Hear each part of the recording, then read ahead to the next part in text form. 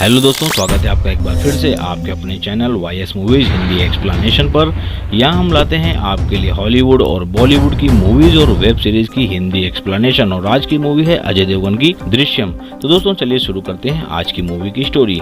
इस मूवी की शुरुआत में हम देखते हैं सालगांवकर फैमिली का, और इसमें अजय देवगन ने रोल किया है विजय सालगांवकर का। इनकी पत्नी का रोल किया है श्रेया शरण ने, और उनका नाम इस फिल्म में नंदिनी है। और इन दोनों की दो बेटियां हैं, जिसमें की बड़ी बेटी का नाम है अंजू और उसकी भूमिका में है इशिता दत्ता, और छोटी बेटी जिसका नाम है अनु, जिसका रोल किया है मृणाल जाधव ने। और यहाँ पर आप देखते हैं कि विजय एक केबल ऑपरेटर होता है और वो अक्सर अपना ब्रेकफास्ट मार्टिन के कैफे में करता है। ये कैफे पुलिस स्टेशन के ठीक सामने था, जिससे कि विजय वहाँ के पुलिस वालों से अच्छी पहचान बना लेता है। एक दिन विजय की फैमिली पणजी जाने का प्लान करती है और वो सब निकल पड़ते हैं उस ओर। वो वहाँ पर काफी अच्छा समय बिता रहे थे और एंजॉय कर रहे थे। अब यहाँ विजय की बड़ी बेटी अंजू विजय से एक नेचर कैंप में जाने के लिए रिक्वेस्ट करती है। विजय भी उसकी खुशी के लिए उसे वहाँ पर जाने देता है।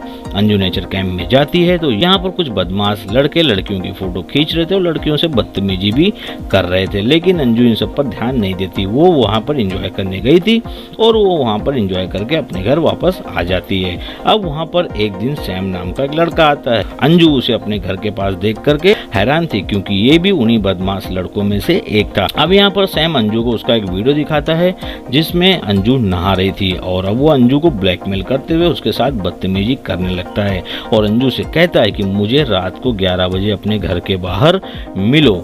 अब रात में जैसे कि सैम ने कहा था, अंजू घर के बाहर आती है, लेकिन यहाँ पर अंजू अकेली नहीं थी, उसकी माँ नंदिनी भी उसके साथ थी। अब ये दोनों सैम से वो वीडियो डिलीट करने की रिक्वेस्ट करते हैं, लेकिन सैम ऐसा बिल्कुल नहीं करता, और अब इसी बात को लेकर इनके बीच में झड़प शुरू हो जाती है। अब अंजू और सैम लड़ रहे थे, यहाँ पर नंदिनी भी सैम को अंजू से दूर कर रही थी, और इसी बीच अंजू सैम का मोबाइल तोड़ने के लिए एक रॉड से उस पर हमला करती है, जो कि सैम के सर में जा लगती है गलती से। और अब सैम का तो काम यहाँ पर एक बार में ही तमाम हो जाता है, यानी कि सैम मर जाता है। अब अगली सुबह विजय सालगांवकर अपने घर आता है तो ये देखकर हैरान था कि उसके घर के फर्श पर खून पड़ा हुआ था और उसकी बेटी और बीवी रो रहे थे।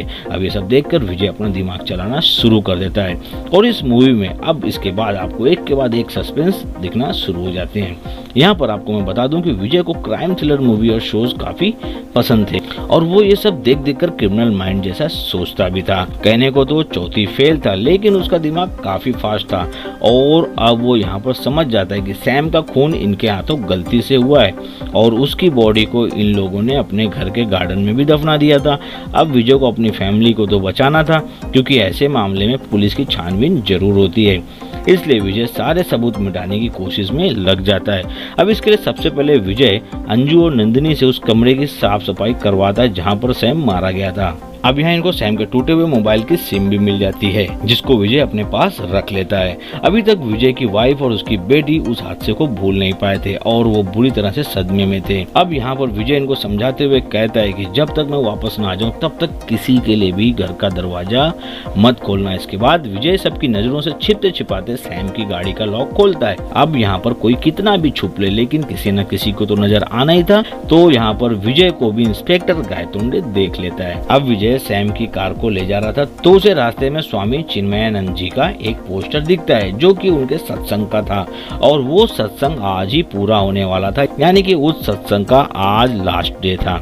यहाँ पर विजय इसके बाद एक मोबाइल शॉप में जाता है और वहाँ से एक सेकेंड हैंड मोबाइल लेता है, और यहाँ वो दुकानदार के हाथों से ही वो सैम का सिम उस मोबाइल में डलवा देता है और उस सेकेंड हैंड मोबाइल को ऑन कर देता है। इसके बाद विजय उस मोबाइल को एक कपड़े में लपेट कर एक ट्रक में फेंक देता है, जो कि स्टेट से बाहर जा रहा था। अब इसके बाद वो सैम की कार को एक सुनसान जगह के तालाब में गिरा देता है, और ये सब कांड करने के बाद वो सीधा अपने ऑफिस जाता है और वहाँ से अपने सहयोगी से कहता है कि कल मैं अपनी पूरी फैमिली के साथ पणजी जा रहा हूँ एक सत्संग में शामिल होने के लिए। अब जब विजय घर आता है तब उसे पता चलता है कि सैम कोई ऐरा गहरा नहीं था, बल्कि गोवा के आईजी का बेटा था। उस आईजी का नाम मीरा देशमुख होता है, और उसके किरदार में आपको यहाँ पर तब्बू दिखाई पड़ती हैं। अब अगले सीन में हम विजय और उसकी फैमिली को देखते हैं।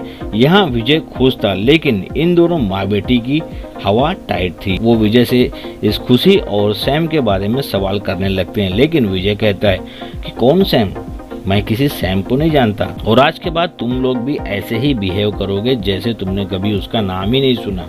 विजय कहता है कि हमारा डर ही हमारा सबसे बड़ा दुश्मन है। अब विजय की फैमिली उस सत्संग के लिए निकल जाती है, लेकिन वो सत्संग तो कल ही खत्म हो चुका था, इसलिए उस जगह पर सारा सामान वापस पैक किया जा रहा था। लेकिन इसके बावजूद विजय अपने परिवार को लेकर वहाँ एक जगह पर बैठता है और जैसे कोई आम छुट्टियां एंजॉय करता है, ठीक उसी प्रकार वो भी अपने परिवार के साथ शहर में घूम रहा था।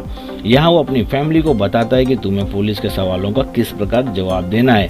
यहाँ वो कहता है कि पुलिस चाहे जो कुछ भी कर ले, लेकिन तुमको अपने जवाब से पीछे नहीं हटना है। अपनी फैमिली से कहता है कि डरना बिल्कुल भी मत, क्योंकि यही डर उनका हथियार है। अब पुलिस की इन्वेस्टिगेशन शुरू हो जाती है और इसी इन्वेस्टिगेशन में पुलिस समीर यानी कि सैम की कार का भी पता लगा लेती है। ये सब देखकर मीरा देशमुख डर जाती है और समझ जाती है कि जरूर उसके बेटे के साथ कुछ बहुत बुरा हुआ है। अब जांच में सामने आता है कि सैम को लास्ट टाइम विजय के घर के आसपास देखा गया था और अब इंस्पेक्टर गायतोंडे भी अपने सीनियर ऑफिसर को बताता है कि उसने एक येलो कार में विजय को जाते हुए देखा था।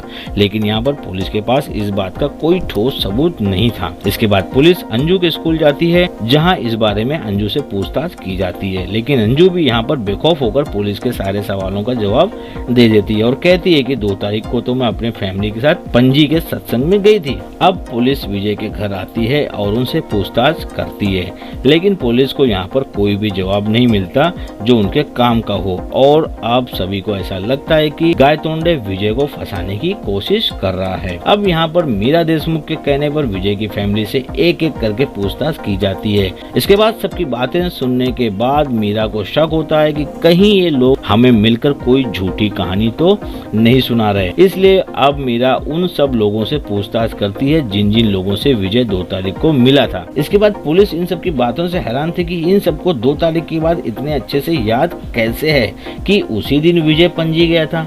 अब तक सैम को गायब होके 1 महीने से ज्यादा का समय हो चुका था।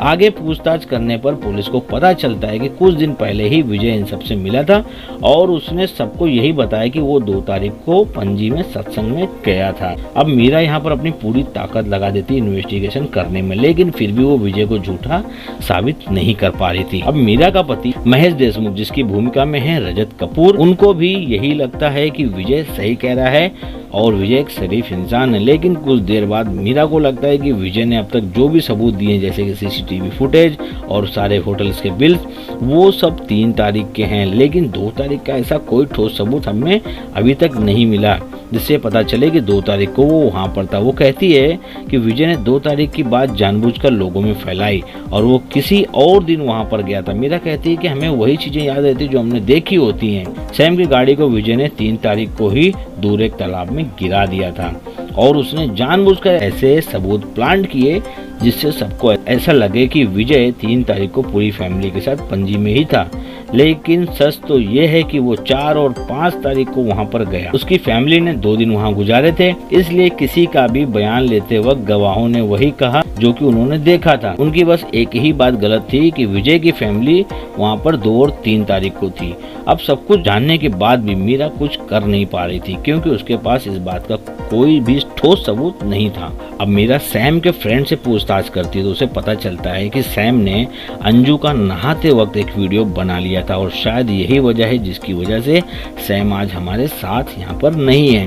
अब मीरा देशमुख बिना किसी वारंट के विजय और उसकी फैमिली को रिमांड में ले लेती है और यहाँ उनसे पूछताछ शुरू हो जाती है। लेकिन विजय और उसकी फैमिली बार बार वही जवाब दे रहे थे, जिससे परेशान होकर इंस्पेक्टर गायतोंडे इन सबकी कुटाई शुरू कर देता है और एक एक करके सबकी पिटाई होने के बाद जब विजय की छोटी बेटी की बारी आती है तो वो डर जाती है और कहने लगती है कि लाश तो हमारे घर के गार्डन में दफन है। अब यहाँ पर पुलिस उस जगह पहुँच जाती है और लगती है खड्डा खोदने, लेकिन पुलिस को वहाँ सैम की लाश नहीं बल्कि एक जानवर की बॉडी मिलती है। और भाई साहब ये क्या, विजय की फैमिली भी हैरान थी बाकी सबकी तरह कि ये क्या हो गया, कैसे हो गया।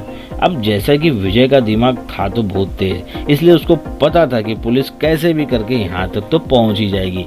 इसलिए विजय ने सबसे पहले सैम की ही लाश को ठिकाने लगाया और उसके बाद विजय ने अपने साले से कहकर पूरी मीडिया को इस केस के पीछे लगा दिया। अब यहाँ पर एन मौके पर विजय के घर के बाहर मीडिया और पब्लिक का जमावड़ा लग गया था। जब वहाँ पर सैम की जगह जानवर की बॉडी मिली तो पब्लिक का गुस्सा फूट पड़ा और पब्लिक इंस्पेक्टर गायतोंडे को तोड़ने लगी, क्योंकि गायतोंडे हमेशा पब्लिक को परेशान किया करता था। तो आज पब्लिक को भी मौका मिल गया था बदला लेने का। अब इस सब कांड के बाद आईजी मीरा भी अपना इस्तीफा दे देती है। अब अगले सीन में मीरा और महेश देशमुख आते हैं विजय से मिलने।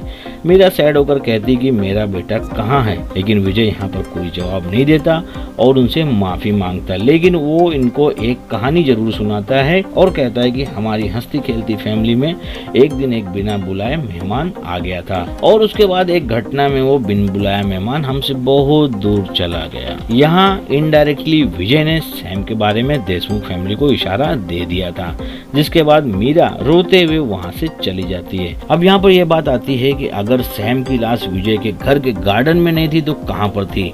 अब विजय की फैमिली भी यही जानना चाहती थी, लेकिन विजय उनको कभी कुछ नहीं बताता इस बारे में। और जब विजय पुलिस स्टेशन में जाता है अपनी हाजिरी देने के लिए तो वहाँ पर पुलिस वाला विजय से कहता है कि तुझे तो बड़ा मजा आ रहा होगा ये देखकर, तूने पूरे गोवा की पुलिस को बेवकूफ बना दिया, लेकिन जिस दिन मुझे सैम की बॉडी मिलेगी मैं तुझे नहीं छोड़ूंगा। तब इसके जवाब में विजय कहता है मैं तो पुलिस को जनता का रक्षक समझता हूँ और जब तक ये पुलिस स्टेशन है तब तक मुझे कुछ भी नहीं हो सकता। अब यहाँ हमें ये संदेश दे दिया गया है कि जिस पुलिस स्टेशन में वो बैठा हुआ है वहीं पर उसने कहीं सैम की बॉडी दफन की है, क्योंकि जब सैम का मर्डर हुआ था उस वक्त इस पुलिस स्टेशन में कंस्ट्रक्शन का काम चल रहा था और अब पुलिस स्टेशन पूरा रेडी था बनके। और अब इस सीन के बाद ये मूवी यहीं पर समाप्त हो जाती है।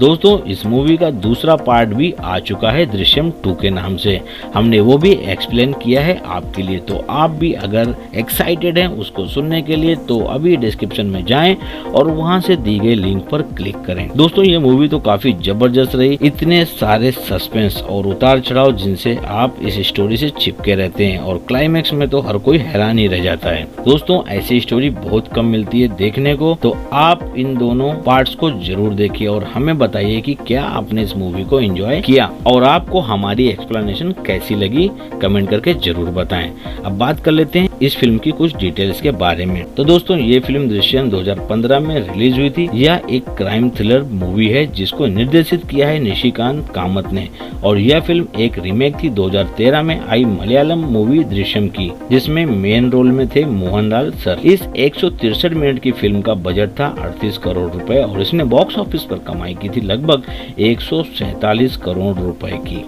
इस फिल्म के बारे में रिपोर्ट ये थी कि अजय देवगन का रोल पहले सैफ अली खान और उसके बाद अक्षय कुमार को भी ऑफर हुआ था, लेकिन नवंबर 2014 में इसे अजय देवगन के नाम से अनाउंस किया गया। इस फिल्म को IMDb पर 8.2 आउट ऑफ 10 की रेटिंग मिली हुई है। 80% स्कोर है इसका रोटेन टोमेटोज पर और उसमें 91% का ऑडियंस स्कोर इसे दिया गया है। इसके साथ 89% गूगल यूजर्स ने भी इसे पसंद किया है। दोस्तों इस फिल्म की सभी कास्ट और क्रेडिट की लिंक आपको डिस्क्रिप्शन में मिल जाएगी और आप वहां से हमारे सोशल मीडिया प्लेटफॉर्म से भी जुड़ सकते हैं। और दोस्तों अगर इस वीडियो को आपने यहाँ तक देख लिया है और वीडियो आपको पसंद आया है तो प्लीज इसे एक लाइक जरूर दें। आप लोग इस चैनल को अभी सब्सक्राइब करके बेल आइकन जरूर दबाएं, क्योंकि हमारे 95% से ज्यादा व्यूवर्स ने इसे देखा तो है लेकिन वो शायद सब्सक्राइब करना भूल गए हैं। तो दोस्तों अभी सब्सक्राइब कीजिए और मेरा यहाँ पर उत्साह बढ़ाइए, जिससे मैं आपके लिए और भी नई नई मूवीज की और वेब सीरीज की एक्सप्लेनेशन जल्द से जल्द ला सकूं। तो दोस्तों इसी के साथ आज का वीडियो यहीं पर एंड करते हैं और आपसे मैं मिलूंगा अगले वीडियो में। तब तक के लिए आप अपना और अपनों का ख्याल रखिए। Good bye.